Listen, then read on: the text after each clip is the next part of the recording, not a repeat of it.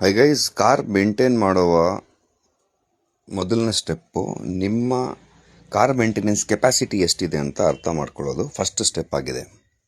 So ಇದು ನಾನು ಹೇಳ್ತಿರೋದು ಯಾರು ಇವಾಗ ಕಾರ್ ತೊಗೊಬೇಕಂತಿದ್ದೀರೋ ಅವ್ರಿಗೆ. ಸೊ ನಿಮ್ಮ ಮೇಂಟೆನೆನ್ಸ್ ಕೆಪಾಸಿಟಿ ಎಷ್ಟಿದೆ ಅಂತ ನಿಮ್ಗೆ ಅರ್ಥ ಆಗಬೇಕು. ಸೊ ಇದನ್ನು 2 ಸ್ಟೆಪ್ಸಲ್ಲಿ ಡಿವೈಡ್ ಮಾಡ್ಕೊಬೇಕು. ಮೊದಲನೇದಾಗಿ ನಿಮಗೆ ಎಷ್ಟು ಪ್ಯಾಷನ್ ಇದೆ ಕಾರ್ ಮೇಂಟೈನ್ ಮಾಡೋಕ್ಕೆ. ಸೆಕೆಂಡು, ನಿಮ್ಮ ಫೈನಾನ್ಷಿಯಲ್ ಸ್ಟೇಟಸ್ ಹೆಂಗಿದೆ ಕಾರ್ ಮೇಂಟೈನ್ ಮಾಡೋದು ಅಂತ. ಸೊ ಮಾರ್ಕೆಟಲ್ಲಿ low budget vehicles, low maintenance. For example Maruti Suzuki ಆಯಿತು, ಹ್ಯುಂಡೈ ಆಯಿತು.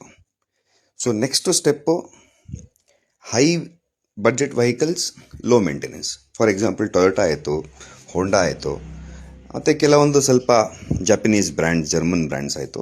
ಇದು ನೀವು ಪರ್ಚೇಸಿಂಗ್ ಕಾಸ್ಟ್ ಜಾಸ್ತಿ ಆಗುತ್ತೆ, ಮೇಂಟೆನೆನ್ಸ್ ಸ್ವಲ್ಪ ಕಡಿಮೆ ಇರುತ್ತೆ. ಸೊ ಈ ಥರ ನೀವು ಡಿವೈಡ್ ಮಾಡ್ಕೊಬೇಕು ಫಸ್ಟು. ಸೊ ಈ ಥರ ಡಿವೈಡ್ ಆದಮೇಲೆ, ಫಾರ್ ಎಕ್ಸಾಂಪಲ್ ನೀವು ತುಂಬ ಪ್ಯಾಷನೇಟ್ ಆಗಿದ್ದೀರಾ, ಗಾಡಿನ ಯಾವುದೇ ಥರ ಮೆಕ್ಯಾನಿಕಲ್, ಎಲೆಕ್ಟ್ರಿಕಲ್, ಬಾಡಿ, ಸಸ್ಪೆನ್ಷನ್ ಈ ಕಂಡೀಷನ್ಸ್ನ ನಾನು ಪ್ಯಾಷನೇಟ್ ಆಗಿ ನೋಡ್ಕೊತೀನಿ ಅಂದರೆ ನೀವು ಸೆಕೆಂಡ್ ಸೆಟ್ ಆಫ್ ಕಾರ್ಸ್ನ ತೊಗೊಬೋದು. ಯಾವ ಥರ ಹೋಂಡಾ ಗಾಡಿಗಳನ್ನ ತೊಗೊಬೋದು, ಟೊಯೋಟಾ, ಮತ್ತು ಸ್ವಲ್ಪ ಜರ್ಮನ್ ವೆಹಿಕಲ್ಸ್ನ ತೊಗೊಬೋದು. ಇದರಲ್ಲಿ ರೆಗ್ಯುಲರ್ ಮೇಂಟೆನೆನ್ಸ್ ನಿಮಗೆ 8,000 to 12,000 ಬರುತ್ತೆ ಇಯರ್ಲಿ. ಸೊ ಮಧ್ಯದಲ್ಲಿ ಯಾವ್ದಾನ ರೀಪ್ಲೇಸ್ಮೆಂಟ್ ಬಂದು ಅಂದರೆ ಸ್ವಲ್ಪ ಎಕ್ಸ್ಪೆನ್ಸಿವ್ ಆಗುತ್ತೆ.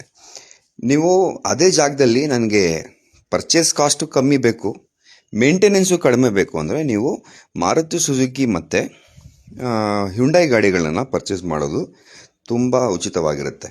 ಏನಕ್ಕೆ ಪರ್ಚೇಸಿಂಗ್ ಕಾಸ್ಟು ಕಡಿಮೆ, ಮೇಂಟೆನೆನ್ಸ್ ಕಾಸ್ಟಲ್ಲಿ ಬಂದಾಗ 6,000 to 8,000 ಒಳಗೆ ಸರ್ವಿಸ್ ಆಗುತ್ತೆ ಗಾಡಿ, ಪ್ಲಸ್ ಸ್ಪೇರ್ ರಿಪ್ಲೇಸ್ಮೆಂಟ್ ತುಂಬ ಕಡಿಮೆ ರೇಟಿಗೆ ಬರುತ್ತೆ. ಸೊ ಅರ್ಥ ಮಾಡ್ಕೊಳ್ಳಿ, ನಿಮ್ಮ ಕಾರ್ ಮೇಂಟೆನೆನ್ಸ್ ಕೆಪಾಸಿಟಿ ಮೇಲೆ ನೀವು ಕಾರ್ ಡಿಸೈಡ್ ಮಾಡೋದು ತುಂಬ ಬೆಸ್ಟ್ ಆಪ್ಷನ್ ಇದು. ನೀವು ಬೇರೆಯವರು ಯಾವುದೋ ಗಾಡಿ ತೊಗೊಂಡಿದ್ದಾರೆ ಅಥವಾ ಬೇರೆ ನನಗೆ ಆ ಗಾಡಿ ಇಷ್ಟ ಅಂದರೆ ನೀವು ಅಷ್ಟು ಮೇಂಟೆನೆನ್ಸ್ ಕೆಪಾಸಿಟಿಯನ್ನು ರೆಡಿ ಮಾಡ್ಕೊಂಡಿರಬೇಕು.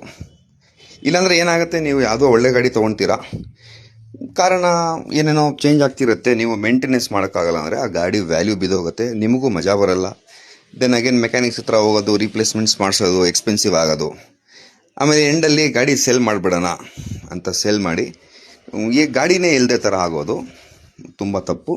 ಸೊ ಗಾಡಿ ಮೇಂಟೆನೆನ್ಸ್ ಪ್ರೊಸೀಜರ್ ಅಲ್ಲಿ ಗಾಡಿ ಸೆಲೆಕ್ಟ್ ಮಾಡ್ಕೊಳ್ಳೋದು ನಿಮ್ಮ ಮೇಂಟೆನೆನ್ಸ್ ಕೆಪಾಸಿಟಿಯಲ್ಲಿ ತುಂಬ ಒಳ್ಳೆಯದು. ಆಮೇಲೆ ಫಸ್ಟ್ ಸ್ಟೆಪ್ ಆಗಿದೆ.